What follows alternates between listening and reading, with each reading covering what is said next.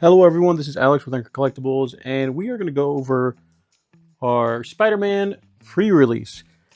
But first thing that we're going to go over is what exactly is in a pre-release kit. A pre-release kit, like this, is a little box that once you tear open, you get another box, like with everything that's magic. Inside this box, you'll have 6 of the play boosters, as well as a promo card. Now, the promo card can be different. For our pre-release kit, we got Jackal Genius Geneticist. You know it's the promo because of the stamp right there. You also get this cardboard that you can pop out. Counters. I don't know what these ones are used for. These ones right here, but you do get some counters. I actually like the image on the back, so I'm going to be saving this. You also get a spin down die because you need one of these, and a little guide on how to build a pre-release kit. Now I actually use this every single time, and it tells you how many creatures, other spells, so non-creature spells, and as well as your mana curve and the recommended number of lands, so 17 lands. What I do is I open them up, each pack, and I lay them down based on their color, and usually that helps me determine what route I'm going to take. For this pre-release, I put that on the wrong one. I ended up going with Bant, and not because of my promo or anything, but because I pulled this. Peter Parker, who is a 0/1 and turns into Amazing Spider-Man. So the deck I went with was a Bant color deck, which is green, white, blue, involving creatures and protecting creatures. So Aunt May's in there because I do have a lot of spiders. Gain life and put a counter. Spectacular Tactics, I actually got a couple of them, which is great removal as well as protection for your creatures. Sudden Strike for some more disruption. Spider UK, this is a card draw, also does the web sling ability. Spider-Man is another web slinger. And Daily Bugle not only puts counters on our creatures, but it can also return a creature from our graveyard. Aunt May, every single time that I played Aunt May, she was removed. So the Daily Bugle reporters were able to help me out there. The green in this deck, Subway Train does use green. It was one of our rampers. Not really rampers. You get land in your hand. Spider X is awesome. Reach Trample Ward 2. The Jackal allowed us to copy our creatures, though I wasn't able to do it during this pre-release. Spider Manifestation. I got 2 of them. And they're mana dorks.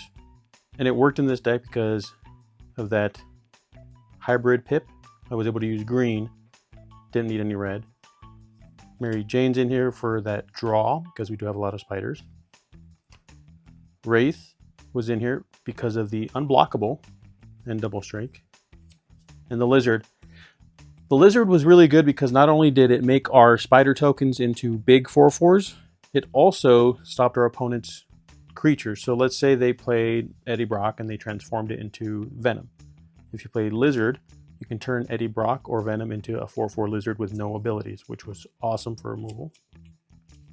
So we didn't have a lot of green, but it worked with the deck based on the fact that we did have quite a bit of ramp. We did have mana fixing, which also helped because you are able to use any lands that you get in your packs. Got Vibrant Cityscape, Daily Bugle Building, and Multiversal Passage, which allowed us to dip into the third color. Our blue, the reason we had blue is because of a very specific card in Spider-Man No More. Enchanted creature is a citizen with base power and toughness 1/1 and has defender and loses all abilities. And we got 4 of them. This is awesome to stop our opponents. It took some of their creatures out of the fight, especially those that had static abilities. This is one of the reasons why I went into blue. Spider Bite because 1 bounces an opponent's permanent. Could also be our own if we want to bring it back to our hand, and it's also a spider. Amazing Acrobatics for the counterspell, as well as the second ability, tap 1 or 2 target creatures. So you do both. You could target your opponents, or you could target your own to then web sling. Then Beetle is in here because 1, he's a flyer, and 2, that ability to exile it from the graveyard, put a 1/1 counter on the creature. So this deck was a bank creature based around getting our creatures down on the field, disrupting our opponents, which is really what Azurius does. We did pull some other cards that we could have used. Rent is Due, tap our creatures. We had another copy of Spectacular Tactics. We had a few, and then Thwips.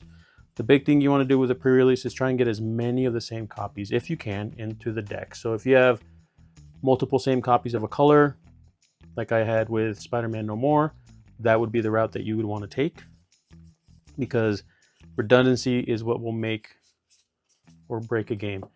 I went back for another pre-release on Saturday, and that one I ended up going with a Grixis deck based off of villains, and it used Dr. Octopus as the win condition. And I went that color because, again, I had multiples of the same card in black and in red.